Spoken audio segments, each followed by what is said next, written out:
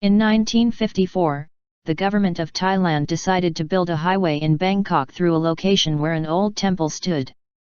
They purchased the rights to the temple, and agreed to let the local monks move a centuries-old clay Buddha to another location. The clay Buddha was massive. It stood more than 10 feet tall, and its belly was more than 6 feet in circumference.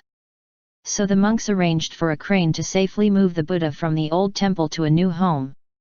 But when the crane began to pick up and move the clay Buddha, it was clear they'd miscalculated its fragility.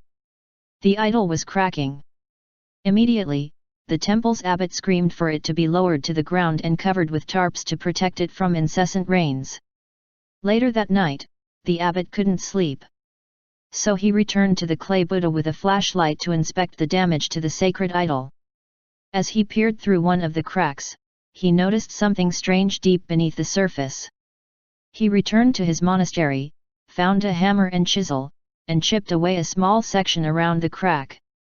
He was puzzled by what he saw. So he returned to the monastery, awoke the other monks, and asked for their help. He told them each to bring a flashlight, hammer, and chisel.